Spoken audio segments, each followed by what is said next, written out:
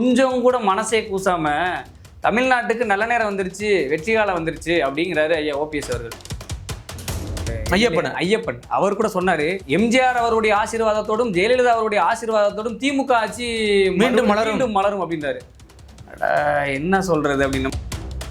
நீங்க ரெண்டு பேரும் வந்து திமுகவில் தஞ்சம் அடைகிறதுக்காக எம்ஜிஆர் அவர்களும் ஜெயலலிதா அவர்களும் நீங்க ரெண்டு பேரும் போங்க, என்னுடைய விசுவாசி கேட்கிறவன் கேனைனா இருந்தா கேப்பையில நெய் வடின்னு சொல்லுவாங்கல்ல பழமொழி, அது மாதிரி அப்பேற்பட்ட ஒரு ஆள் வந்து நேரடி எதிரி எங்களுக்கு அப்படின்ற ஒரு கட்சியில போய் இன்னைக்கு தஞ்சம் அடைகிறாரு. ஏன் இப்படி செங்கோட்டையன் இப்படி ஆயிட்டாரு அப்படின்னு சொல்லி நம்ம கலாய்க்கிறோம். ஸோ அந்த வேண்டாம் அப்பேற்பட்ட ஒரு அவமரியாதை வேண்டாம் கூட சொல்லிட்டு கூட இன்னைக்கு வந்து திமுக பக்கம் சாஞ்சிருக்கு. அவருக்கு சரியான தேமுதிக வாக்கு வந்து ஒரு பூஸ்ட் மாதிரி, இந்த பூஸ்ட் வந்து அதிமுகவுக்கும் தேவைப்படுது, திமுகவுக்கும் தேவைப்படுது. அப்போ அதனால அவங்க டிமாண்ட் பண்றாங்க.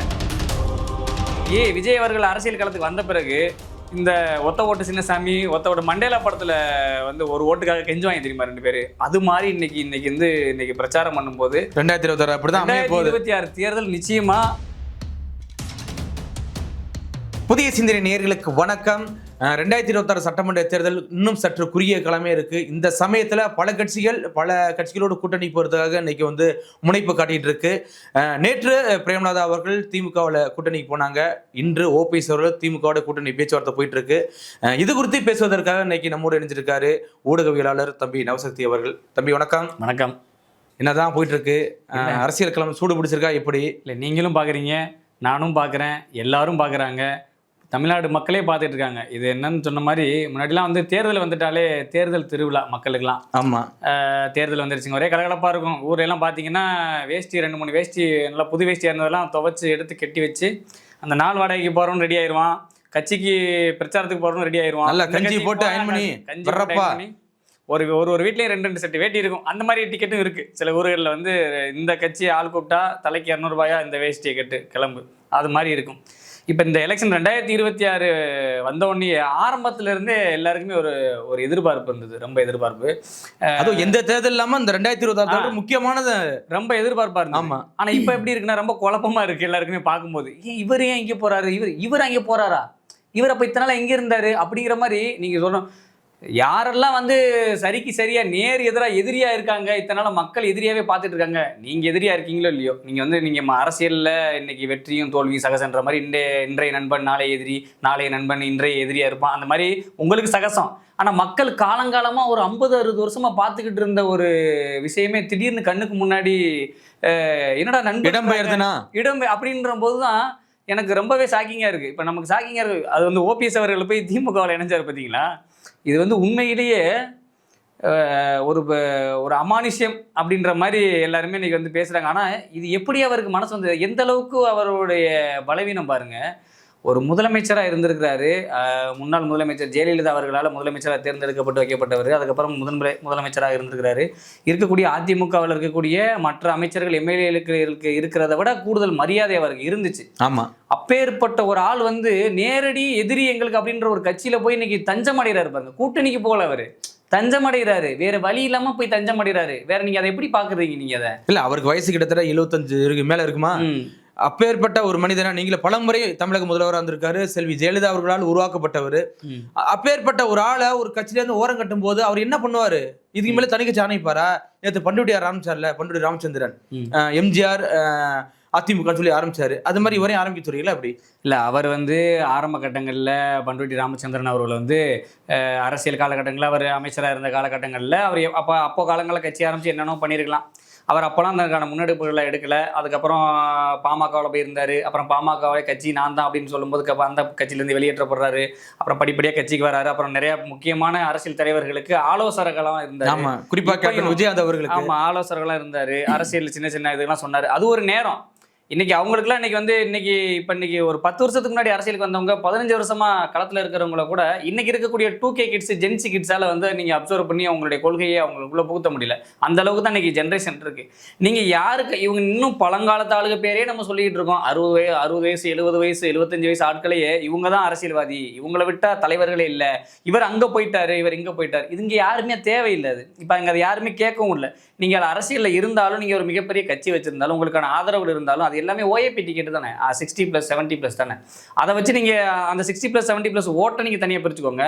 அந்த கட்சியும் அவங்களுடைய அந்த அந்த நபர்களுடைய நடவடிக்கையும் இப்போ அவங்களுடைய கட்சி சார்ந்த கொள்கையும் இங்கே இப்போ உள்ள ஜென்ரேஷன் ஏற்றுக்க மாட்டாங்கன்னு சொல்கிறேன். அவங்க போனாலும் பெரிய லெவலில் கிடையாது. ஆனால் இங்கே என்னென்னா யார் எதுக்கு கட்சி ஆரம்பிச்சாங்கன்னே தெரியல. இப்போ திமுகன்ற கட்சியை அறவே ஒழிக்கிறதுக்கு ஆரம்பிக்கப்பட்டது எம்ஜிஆர் அவர்கள் ஆரம்பிக்கப்பட்டது அதிமுக. அப்பேற்பட்ட அதிமுகவில் இருந்து நீங்கள் சொன்ன மாதிரி ஒதுக்கி வைக்கப்பட்ட ஓபிஎஸ் அவர்கள் வந்து இன்னைக்கு திமுக கிட்ட போய் கூட்டணி சேர்ந்திருக்கான்னு சொல்கிறாங்க. நான் அந்த பேட்டி பார்த்தேன், கொஞ்சம் கூட மனசே கூசாம தமிழ்நாட்டுக்கு நல்ல நேரம் வந்துருச்சு, வெற்றி காலம் வந்துருச்சு அப்படிங்கிறாரு ஐயா ஓபிஎஸ் அவர்கள். 5 வருஷம் ஆட்சி வந்து சிறப்பா இருந்துச்சு, ரொம்ப சிறப்பா இருந்துச்சுன்றாரு. அதற்காக பாராட்டு தெரிவிக்க போனேன். 5 வருஷம் ஆட்சி சிறப்பா இருந்துச்சுன்னு யாரு அவருக்கு இப்பதான் தெரியுது. இதற்கு முன்னாடி வந்து அவருடைய பார்வையில சிறப்பா இருந்திருக்கலாம்ல. அவர் ஒவ்வொரு தலைவருக்கும் ஒரு சிந்தனை இருக்கும், ஒரு எதிர்பார்ப்பு இருக்கும். சோ அந்த எதிர்பார்ப்பு வந்து இப்ப கூட்டணி மூலியமா அவர் கிடைச்சிருக்கலாம்ல. இல்ல, அந்த தலைவருக்கு ஒரு எதிர்பார்ப்பு இருக்கு, அந்த தலைவர் ஒரு ஆதரவு தெரிவிக்கிறாருன்னா அது அந்த தலைவருக்கும் அந்த தலைவருடைய குடும்பத்துக்குன்னா நல்லது. இப்போ நீங்கள் ஒட்டுமொத்த அவருக்கு ஆதரவாளர்ன்றாங்க. இப்போ எனக்கு தெரிஞ்சு அவர்கிட்ட இருந்த ஆதரவாளர்கள் அவங்க எல்லாமே அதிமுகவுடைய ஆதரவாளர்கள். அதிமுகவிலிருந்து என்னைக்கு அவர் வெளியில் போகிறாரோ அன்னைக்கே அந்த அதிமுகவில் இருக்கக்கூடிய ஓபிஎஸ் உடைய ஆதரவாளர் என்று சொன்னவர்கள் எப்போ அதிமுகவுக்கு போயிட்டாங்க. மிச்சம் இருக்கக்கூடிய நபர்கள் வந்து அவங்க ஆதரவாளர் கிடையாது, அவருடைய நண்பர்கள்னு சொல்லலாம். நண்பர்கள் அவங்க இவர் ஒரு கட்சி வச்சிருக்காரு, இவங்களுக்கு ஆதரவு தெரிவிக்கிறாங்க, இல்லை இவர் ஒரு அணியாக இருக்கிறாரு, இவங்களுக்கு ஒரு ஆதரவு தெரிவிக்கிறாங்க அப்படின்னு நம்ம வேணா ஒரு கடந்த 4 வருஷத்துக்கு முன்னாடி வேணா சொல்லலாம். இன்னைக்கு வந்து அவருக்கு வந்து கட்சியும் கிடையாது, அவருக்கு ஆதரவும் கிடையாது, ஒரு அணியும் கிடையாது. அதனால தான் இன்னைக்கு திமுகவில் போய் தஞ்சம் அடைஞ்சிருக்கிறாரு. திமுகவில் போய் எனக்கு அதாவது சொல்லும்போது இந்த வெந்தத்தின்ட்டு விதி வந்தா சாவும் அப்படின்னு ஊரில் 4 பேர் இருப்பாங்கல்ல, அந்த ஒரு சூழ்நிலைக்கு இறங்கி தன்னுடைய மகனை அழைச்சிட்டு போய் இன்னைக்கு வந்து திமுகவில் தஞ்சம் அடைஞ்சிட்டாரு ஓபிஎஸ் அவர்கள். இன்னைக்கு அதிமுக ஆப்ஷன் அதானே. அப்பையிலேருந்து பார்த்தீங்கன்னா அதிமுகலேருந்து போன அமைச்சர்கள் அடுத்த ஆப்ஷன் வந்து திமுக பக்கம் தான். ஏன்னா இன்னைக்கு திமுக பல அமைச்சர்கள் இன்னைக்கு அதிமுக இருந்தவங்க தான். ஸோ அந்த வரிசையில் ஓபிஎஸ் போனாலும் கூட எடுத்துக்கலாம்ல. வேற வழியெல்லாம் இப்போ செங்கோட்டையன் மாதிரி திரு விஜய் பின்னாடி ஓட சொல்றீங்களா? இல்லை, இப்போ அந்த வரிசையில் பார்த்தீங்கன்னா எல்லாரும் ஒரே ஏஜாக தான் இருக்குன்னு நினைக்கிறேன். ஓபிஎஸ் அவர்களுக்கும் செங்கோட்டையன் அவர்களுக்கும் எல்லாம் ஒரே ஏஜாக தான் இருக்கும். நீங்கள் வேறு வழி இல்லாமல் திமுகவுக்கு போயிட்டாங்க அப்படின்னா நீங்கள் திமுகவை ஒழிக்கத்தானே அதிமுகன்ற கட்சியவே நீங்கள் தொடங்குனீங்க. அந்த கட்சியோட கொள்கையை பிடிச்சி தானே நீங்கள் பயணிச்சிங்க. அப்போ இத்தனால உங்கள் கொள்கை என்னென்னு அவங்க அந்த அதிமுகவுடைய தொண்டர்கள் கேட்பாங்களா, கேட்க மாட்டாங்களா? அதே அதிமுக தொண்டை கேட்க மாட்டேன்னா உண்மையிலேயே உங்கள் ஓபிஎஸ் உடம்புல வந்து அதிமுக ரத்தம் தான் ஓடுதுன்னா ஏன் எடப்பாடி அவர் தூக்கி வெளில போட்டாரு அப்படிங்கிற ஒரு கேள்வி இருக்கு தானே செய்யுது. இல்லை, இவர் ஆரம்ப கட்டத்திலேருந்து என்ன பண்ணாரு, இவங்களுக்குள்ள சசிகலா அவர்களிடம் என்ன பிரச்சனை, இவர் நடத்தின தர்ம யுத்தம், ஓபிஎஸ் அவர்கள்ட்ட இவருக்கு ஏற்பட்ட முரண்பாடு, கட்சியில் ஏற்பட்ட பிளவு, இவர் வந்து எடப்பாடி பழனிசாமி அவர்கள்ட்ட இருந்து தனக்குடைய ஆதரவாளர்களை பிரித்து கட்சியை வழி நடத்தணும்னு நினைச்சது, இதை விரும்பாத இபிஎஸ் அவர்கள், இதெல்லாம் வந்து பல்வேறு குளறுபடிகள். ஆனால் அதையெல்லாம் கடந்து இரட்டை தலைமையாக இருந்தது இன்னைக்கு அதிமுக வந்து ஒற்றை தலைமையாக மாறிடுச்சு. அந்த ஒற்றை தலைமை தான் வந்து இவரால் தவிர்க்க முடியல. இவருக்கான அங்கீகாரம் வந்து என்னைக்கோ நிராகரிக்கப்பட்டுருச்சு, இது அவருக்கும் தெரியும். ஆனால் வெளிப்படையாக அதை சொல்ல முடியல அவரால். இப்போ கொஞ்ச நாளைக்கு முன்னாடி இன்னைக்கு சொல்கிறாரு திமுகவுடைய 5 ஆண்டு ஆட்சி சூப்பராக இருக்குது, அதை பாராட்ட வந்தேன்னு. கொஞ்ச நாளைக்கு முன்னாடி என்டிஏ கூட்டணியில் டிடிவி தினகரன் அவர்கள்லாம் இணையும் போது ஒரு ப்ரெஸ் மீட் ஒன்று கொடுக்குறாரு ஓபிஎஸ் அவர்கள். அதிமுகவில் இணையறதுக்கு நான் ரெடியாக தான் இருக்குன்னு துண்ட போடுறாரு. அதிமுகவில் நான் இணையறதுக்கு எல்லாரும் டிடிவி தினகரன் அவர்கள் இணைஞ்சிட்டாங்களே, உங்களையும் கூட்டி சீக்கிரம் இங்கே பார்க்கலாமா, நீங்களும் போயிடுவீங்களா, மீண்டும் ஒன்றிணையுமா, மீண்டும் போய் இணைவீங்களா அப்படின்னு கேட்குறாங்க. அதற்கு ஓபிஎஸ் அவர்கள் சொல்கிறாரு, துண்ட போடுறாரு. அவருடைய பேச்சு நீங்கள் எடுத்து பார்த்தீங்கன்னா துண்ட போடுற விதமாக தான் இருக்கும். அதாவது நான் இறங்கி போகிறாருல்ல, இறங்கி போடுறாரு, துண்ட போடுறாரு. அவர் வேற சாய்ஸ் இல்லை. அப்போ இப்போ போகிறது தான் இறங்கி போகிறத தாண்டி பணிஞ்சு போய் அங்கே வந்து சாசனம் எழுதி கொடுத்துட்டு போய் அங்கே போய் அர்ப்பணிச்சிட்டாருன்னு சொல்லலாம். இப்போ திமுகவில் போய் இணைஞ்சது அன்றைக்கி வந்து ஒரு துண்டை போட்டார். அதற்கு உடனே அதிமுக தரப்பில் இருக்கக்கூடிய 2-3 நபர்கள் வந்து பதிலடி கொடுக்குறாங்க. நாங்கள் அவரை கட்சியில் சேர்க்கவே மாட்டோம், எங்களுடைய தலைவர் பொதுச் செயலாளர் அவர்கள் சேர்க்குற விருப்பம் இல்லை, சேர்க்கவும் மாட்டார். நமக்கு அதாவது ஊடகங்கள் வாயிலாக செய்தி விடுறாரா, ஊடகங்கள் வாயிலாக வந்து இங்கே வர்றதுக்கு துண்டு விரிகிறாரா, அதுக்கெல்லாம் வாய்ப்பே கிடையாது, கிடையவே கிடையாது, நீங்கள் துரோகி அப்படின்னு சொல்லிட்டாங்க. அப்போ இதுக்கு மேலே அவருக்கு என்ன வாய்ப்புனா, இப்போ ஐயா செங்கோட்டையன் அவர்கள் வந்து ஒரு முடிவு எடுக்கிறாரு. நான் கட்சியை ஒருங்கிணைப்பேன், ஒன்றிணைப்பேன், பேச்சுவார்த்தை நடக்குது, இத்தனாம் தேதி நான் வருவேன், ரொம்ப வீரவசனம்லாம் பேசினார். விமான நிலையத்தில் போகும்போது பார்த்தீங்கன்னா இத்தனாம் தேதி வரைக்கும் டைமு, அதுக்குள்ளே நீங்கள் இணைக்கலைன்னா அதுக்குள்ளே நான் என்ன பண்ணுவோன்னு சொல்லி வீரவசனம்லாம் பேசினார். அதை நம்ம எல்லாருமே பார்க்கும்போது உண்மையிலேயே என்ன தோணுச்சு அப்படின்னா, செங்கோட்டையன் அவர்களுக்கு வந்து நல்ல பவர் இருக்குது போல், நல்ல தெளிவாக பேசிட்டாரு, ஒரு முடிவு எடுத்துட்டாரு. இவர் நினைச்சா கண்டிப்பாக ஒன்றிணைப்பார், இல்லைன்னா ஒரு ஒட்டுமொத்த கட்சியுமே பிரித்து மிகப்பெரிய அளவில் பிளவு ஏற்படுத்திடுவார் அப்படின்னு எதிர்பார்க்கப்பட்டுச்சு. ஒருவேளை இபிஎஸ் அவர்கள்ட்ட தலைமையில் எதுவும் குளறுபடி இருக்கா, அவர்களோட ஆதரவாளர்கள் எதுவும் சிக்கல் இருக்கா, இந்த செங்கோட்டையன் வந்து ஏதாவது ஒன்று பண்ணிடுவார் அப்படின்னு எல்லாருமே எதிர்பார்த்தாங்க. ஆனால் கடைசியில் என்ன நடந்தது, நேர விறுவிறுன்னு பனையூர் பக்கத்து போயிட்டார். அங்கே போன உடனே இவர் பழம்பெரும் அரசியல்வாதி, எம்ஜிஆர் காலத்திலிருந்து அரசியல் இருக்கிறதா சொல்கிறாங்கல்ல. அப்பேற்பட்ட ஒரு நபர் வந்து நீங்கள் தாவேக்காவுக்கு போனது பிரச்சனை இல்லை. ஆனால் என்னென்னா இவர் போய் என்ன பண்ணார், அங்கே இருக்கக்கூடிய அந்த விசிலடிச்சாங்க குஞ்சுகள்லாம் திருத்துவார், அங்கே போய் அரசியல் படுத்துவார். உண்மையிலேயே நான் நினச்சேன் செங்கோட்டையன் அவர்கள் வந்து தாவேக்காவுக்கு போன உடனேயே பழம்பெரும் அரசியல்வாதி, நம்பர் 1, பூத் கமிட்டிலாம் சூப்பராக அமைச்சிருவார், உள்ள கிளை செயலாளர் கிளைக்கழகத்தில் உள்ள வேலையெல்லாம் சூப்பராக பார்ப்பார், ஒன்றிய கழகத்தில் பொறுப்பாளர்களை போட்டு எப்படி அமையும் சும்மா பிரித்து வச்சிருவார் எல்லாத்தையும் அப்படின்ற மாதிரி நினச்சேன். கடைசியில் இவர் போய் அங்கே தாவேக்கால சேர்ந்ததுக்கப்புறம் அந்த ரசிகர்கள்லாம், விஜய் அவர்களுடைய ரசிகர்கள்லாம் சொன்னதை வச்சு இங்கே வந்து ஒரு பிரஸ் மீட்டை சொல்கிறாரு, ரொம்ப சந்தோஷமாக இருக்குது, எப்படி எல்லாரும் என்கிட்ட வந்து செல்ஃபி எடுக்கிறாங்க, கிட்ட வந்து இது பண்ணுறாங்கன்னா அந்த விளம்பர முகத்துக்குள்ளே போயிட்டார். தாவேக்கால யாராவது ஒருத்தர் ஷார்ட் ஃபிலிம் எடுக்கிறாங்கன்னா, ஐயா செங்கோட்டையன் அவர்கள் வந்து நான் ஹீரோ நடிக்கிறதுக்கு சாய்ஸ் கொடுங்க அப்படின்ட்டு போகிற நிலைமைக்கு வந்துட்டாரு. இவர் போய் அவங்கள திருத்துவாங்கன்னு பார்த்தா இவர் பெரிய அணில் குஞ்சா அவங்க மாத்திட்டாங்க. இதுதான் இங்க அந்த அந்த பசங்க யங்ஸ்டர்ஸ்லாம் வந்து அந்த நிலைமை திரு ஓபிஎஸ் அவர்கள் வந்துடக்கூடாது நினைச்சு கூட போயிருக்கலாம்ல திமுக கூட்டணி. இல்ல இருக்கலாம், அவர் யோசிச்சிருக்கலாம். ஓபிஎஸ் அவர்கள் வந்து இப்ப நம்மளே பேசுறோம், நம்மளே கலாய்க்கிறோம்ல, நம்மளே பேசுறோம்ல, ஏன் இப்படி செங்கோட்டையன் இப்படி ஆயிட்டாரு அப்படின்னு சொல்லி நம்ம கலாய்க்கிறோம். ஸோ அந்த வேண்டாம் பேர்பட்ட ஒரு அவமரியாதை வேண்டாம் கூட சொல்லிட்டு கூட இன்னைக்கு வந்து திமுக பக்கம் சார்ந்து இல்ல, அவருக்கு சரியான ஆலோசகர்கள் இல்லை. ஆரம்பத்துல இருந்து இந்த பிரச்சனையை அவர் கையாண்ட விதம் சரியில்லைன்றதான் இன்னைக்கு மூத்த பத்திரிகையாளர்கள், இன்னைக்கு அரசியல் விமர்சகர்களுடைய ஒரு பார்வையா இருக்கு. என்னன்னா, ஓபிஎஸ் அவர்கள் கட்சி பிளவுபட்ட போதும், தர்மயுத்தம் நடத்தும் போதும், அதன் பிறகு இபிஎஸ் அவர்களை எதிர்த்த போதும், இப்போ வரைக்கும் வந்து பாத்தீங்கன்னா அவர் ஒரு தெளிவான மனநிலையில இல்லை. அவருக்கு வந்து சரியான ஆலோசகர்கள் இல்லை. அவர் முடிவெடுக்க தெரியாம தனக்குத்தான் தன்னோட பெயரை கெட்ட பேர் ஆக்குனது இல்லாம தனக்கான ஆதரவாளர்களையும் அவர் இழந்துட்டாரு அப்படின்னு தான் சொல்றாங்க. ஏன்னா அவர் கையாண்ட விதம் அப்படி. ஒரு முதலமைச்சராக இருந்தவர்கள் நீங்க சொல்ற மாதிரி இப்ப யோசிச்சு தாவேக்காக்கு போனா நம்மளுடைய மரியாதை குறைஞ்சிரும், செங்கோட்டையன் அவர்களுக்கு கிடைச்ச மாதிரி நம்மளே டீல் பண்ணுவாங்க, அங்க அவருக்கு என்ன பெரிய பதவி கொடுத்துருக்காங்க, ஒன்றும் கிடையாது, முக்கிய குழு அந்த மாதிரி நம்ம குழு அமைச்சு ஏதாவது ஒரு குழுவில் போட்டுருவாங்க, அப்ப நம்ம திமுகவில் போயிட்டா நமக்கு மரியாதை கிடைக்கும்னு நினைச்சாரு பாருங்க. ஆனா உண்மையில இங்க மரியாதை கிடைக்க போறது இல்லை. நீங்க ஒரு முதலமைச்சரா இருந்தவர் என்ன மரியாதை கிடைக்க போறது இல்லை. ஏன்னா ஆல்ரெடி அதிமுக போன முக்கிய ஆட்கள்லாம் இன்னைக்கு வந்து முக்கியமான பொறுப்புல இருக்காங்க.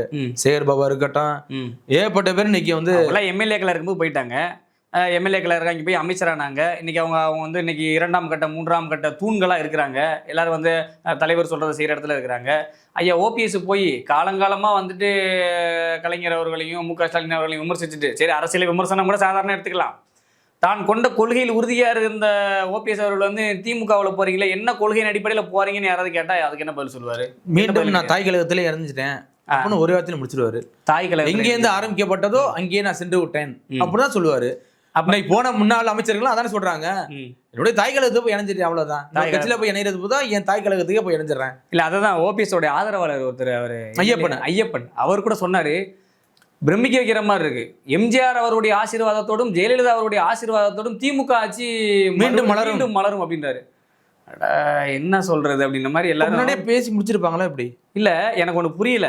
எம்ஜிஆர் அவர்கள் எப்படி திமுக மலரும்னு ஆசீர்வதிப்பாரு, ஜெயலலிதா அவர்கள் எப்படி திமுக மலரும்னு ஆசீர்வதிப்பாரு, இவங்க 2 பேரும் திமுக ஆட்சிக்கு வரணும்னு ஆசீர்வதிப்பாங்களான்னு கேட்கிறேன்.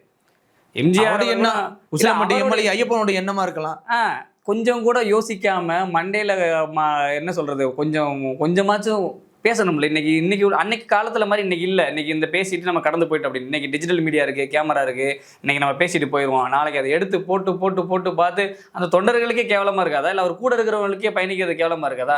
இன்னைக்கு என்னன்னா அது பொய்ன்னு தெரியும், வெற்றி விளம்பரம்னு தெரியும், ஆனால் பச்சையாக ஒரு விஷயத்த வந்து தன்னுடைய ஆதாயத்துக்காக, தனிப்பட்ட ஆதாயத்துக்காக, தன் மீதப்பட்ட அவமானங்களை அசிங்கங்களை ஏதாவது கழுவ கூட மாட்டுறாங்க, மேலே போட்டு மூடிக்கிறாங்க, ஏதாவது ஒரு போர்வை. அது மாதிரி தான் ஆசீர்வாதத்தோட வருமா? அப்போ இத்தனை நாள் ஏன் ஆசீர்வதிக்கல? போன தடவை அப்போ எம்ஜிஆர் அவருடைய ஆசீர்வாதத்திலையும் ஜெயலலிதா அவருடைய ஆசீர்வாதத்தில் 2021 திமுக ஆட்சி அமைச்சிச்சா? அப்போ கேட்பாங்கல்ல, அப்படி என்ன பண்ணிட்டு இருந்தீங்க?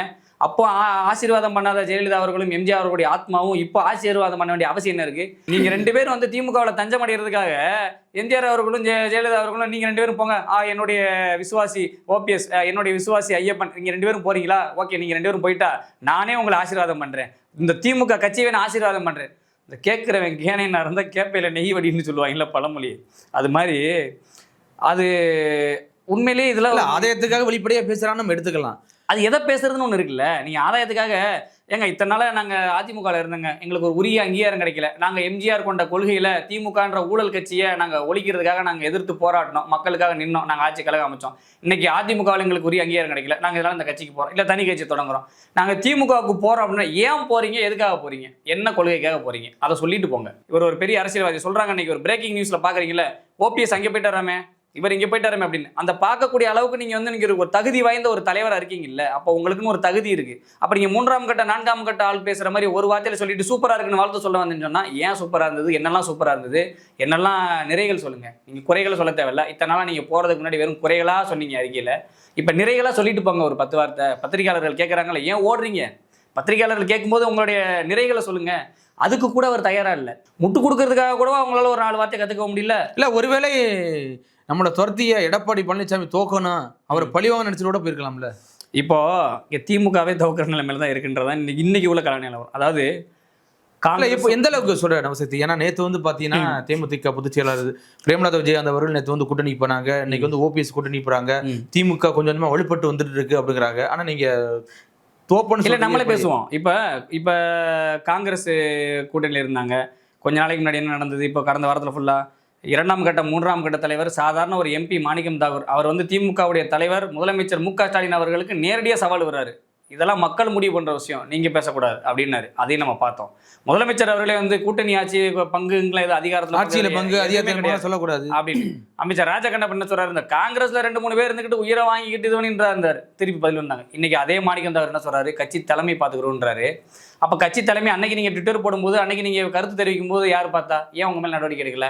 எல்லாமே கட்சி தலைமையோட முடிவு தான். இது இன்னைக்கு வெட்ட வெளிச்சமா தெரிஞ்சு போச்சு. நீங்க காங்கிரஸ்ல மேல்மட்டத்துல என்ன பேசுறாங்களோ அதை கேட்டுட்டு வந்து இங்கே சொல்றாங்க. இப்ப நான் உங்க பாஸ் வந்து உங்களுக்கு ஒரு சுதந்திரம் கொடுக்காம நீங்க இதை எடுங்க அப்படின்னு சொல்லாம நீங்க எப்படி செய்வீங்க? அதான் உங்க பாஸோட உத்தரவு இல்லாம நீங்க எப்படி ஒரு வீடியோ பப்ளிஷ் பண்ணல? அந்த அமைதிக்கு என்ன காரணம்? ஒருவேளை சீட் பெறதுக்காண்டி நீ பேசுற பாத்துக்கலாம் அப்படின்னு சொல்லி அதான் ஒரு அது எப்படின்னா அவனை லைட்டா மிரட்டிப்பாரு, நம்ம போயிருவோம்னு மிரட்டிப்பாரு. இல்லைங்க ஆட்சியிலையும் அதிகாரத்திலையும் பங்கு தரணும் ஒருத்தர் கையை விரிச்சிட்டு கூப்பிடுறாரு, அங்கே போய் நாங்கள் ஐக்கியமாயிரும் லைட்டாக மிரட்டிப்பாரு. நமக்கு பயந்தவன் கடையை விரிச்சிட்டான்னா போவோம், இல்லை கடையை இது அடைச்சிட்டானா அந்த மாதிரி நம்ம போவோம் அப்படின்னு அந்த மாதிரி ட்ரை பண்ணாங்க. இந்த ட்ரையில் வந்து இன்னொரு முடிவு கூட வரல. இன்னைக்கு செல்வ பெருந்தகை அவர்கள் வந்து இன்னைக்கு திமுகவுக்கு எந்த அளவுக்கு முட்டு கொடுக்குறாரு, அவர் வந்து அறிவாலயத்தோட கைப்பாவியா இருக்காருங்கிறத காங்கிரஸாரே குற்றச்சாட்டை வைக்கிறாங்க, விமர்சனங்கள் வைக்கிறாங்க. இன்னைக்கு காங்கிரஸ் தலைவர்களுக்குள்ளேயே முரண்பாடு இருக்கு, உட்கட்சியில நிறைய பூசல் இருக்கு. அது எல்லா கட்சியிலுமே இருக்குன்னு வச்சுக்கோங்களேன். ஆனால் காங்கிரஸ்ல ரொம்ப அதிகமா இருக்கு. அப்ப இன்னைக்கு திமுகவில் இன்னைக்கு ஐயா மதிமுக வைகோ அவர்கள் இருக்கிறாரு, இப்போ விசிகா இருக்கிறாரு. இப்போ இவங்கெல்லாம் வந்து இப்போ காங்கிரஸுக்கு இப்போவே நம்ம பேச்சுவார்த்தை நடத்தி கொடுத்துட்டோம்னா, இப்போ நீங்கள் மதிமுக ஐயா வைகோ சும்மா இருப்பாரா, இல்லை விசிகா அவர்கள் தலைவர் சும்மா இருப்பாரா, இல்லை இன்னும் பிற கட்சிகள்லாம் இருக்காங்களே, இதுதான் வாய்ப்பு. நாங்கள் நினச்சா எங்களுக்குன்னு மெஜாரிட்டியாக ஒரு பெல்ட் இருக்குது, எங்களுக்குன்னு 2 தொகுதி கையில் இருக்குது, எங்களுக்குன்னு 1 தொகுதி ஸ்ட்ராங்காக இருக்குது, நாங்கள் 5 தொகுதியில் வெயிட்டு அப்படிங்கிற சின்ன சின்ன கட்சிகள்லாம் நாங்கள் அதிமுகவுக்கு போக போகிறோம் அப்படின்னு சொல்லிட்டா அந்த பயம். இப்ப எல்லாரும் இப்ப காங்கிரஸ் மிரட்டினது இல்ல, இப்ப இன்னைக்கு தேமுதிக உள்ள வந்துருச்சு, இன்னைக்கு ஓபிஎஸ் உள்ள போயிட்டாரு.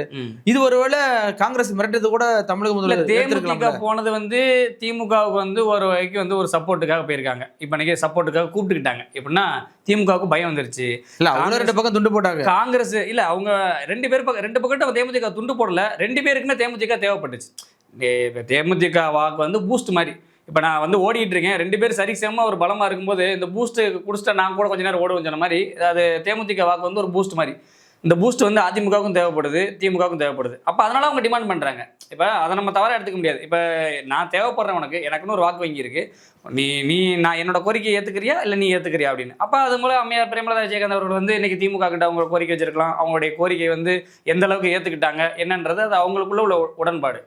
ஆனால் தேமுதிகவுடைய தேவை திமுகவுக்கு இருக்கு. ஏன்னா காங்கிரஸ் ஒரு பக்கம் போயிரும்ன்ற ஒரு பிரச்சனை. காங்கிரஸ் எப்போ போகுதுன்னு முடிவு எடுக்கிற அந்த பேசப்படுதோ அப்போதான் தேமுதிக உள்ள வருது. அப்ப அதுக்கு முன்னாடி வரைக்கும் தேமுதிக உள்ள வரல. அதுக்கு முன்னாடி காங்கிரஸ் போனா போகட்டும், காங்கிரஸ் போனா உள்ள எடுத்துக்கலாம், தேமுதிக வச்சுக்கிறேன். ஏன்னா கடந்த 2020 இப்ப திமுக வந்துருச்சு. கரெக்ட், காங்கிரஸ் போனா போகட்டும். இல்ல நம்ம சத்தி சொல்ற கரெக்ட் தான். ஏன்னா கடந்த 2021 தேர்தலில் பாத்தீங்கன்னா கிட்டத்தட்ட ஒரு 50 இடங்களுக்கு மேல 5000 ஓட்டுக்கு கீழே தான் திமுக தோத்துருக்கு. சோ அந்த ஓட் பேங்க் கூட இப்ப தேமுதிக இருக்கு, அதோட நம்ம இழுத்துக்கலாம் சொல்லி கூட. ஆமா, பெரும்பான்மையான இடங்களை கிட்டத்தட்ட ஒரு 10க்கு மேற்பட்ட இடங்களை 5000 ஓட்டு வித்தியாசத்துல அதிமுக தோல்வியை விட்டுருக்காங்க. அந்த 5000 ஓட்டு வித்தியாசத்துல தான் திமுக ஜெயிச்சிருக்காங்க. 10,000 ஓட்டு, 15,000 ஓட்டு, 20,000 ஓட்டு, அப்ப 2000 ஓட்டு இதெல்லாம் 400 ஓட்டுல இங்க ஒரு ஆள் ஜெயிச்சிருக்காங்க. டி நகர் தொகுதி வேற. அப்ப என்ன சொல்றீங்க, 100 ஓட்டுக்குள்ள தானே தோத்து போனாங்க. அப்ப இந்த மாதிரி தொகுதிகள்லாம் வந்து நீங்க அதை உதாசீனப்படுத்த முடியாது இல்ல. இது சின்ன கட்சி, வாக்கு வங்கியே கிடையாது. 0.4ங்க, 0.6ங்க, 1% வாக்குங்க.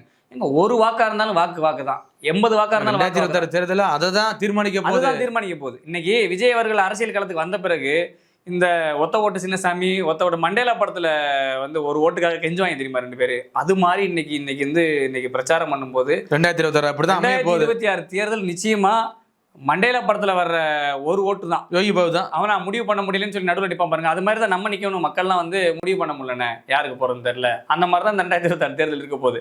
இப்போ நாளைக்கு என்ன நாளைக்கு ஒரு ஸ்பெஷல் ஐட்டம் நடக்க போகுது, நாளைக்கு ஒரு பேச்சுவார்த்தை நடக்க போகுது. அது என்னன்றதை வந்து நம்ம பொறுத்து இருந்து தான் பார்க்கணும். கண்டிப்பாக நவசக்தி தொடர்ச்சியாக பேசுவோம். பல விஷயங்கள் நம்ம வந்து இன்னைக்கு பேசிக்கிட்டு இருக்கோம். இதே அரசியல் பார்வையை அடுத்த நேர்காணலில் நம்ம தொடர்ச்சியாக பேசுவோம். மிக்க நன்றி. நன்றி.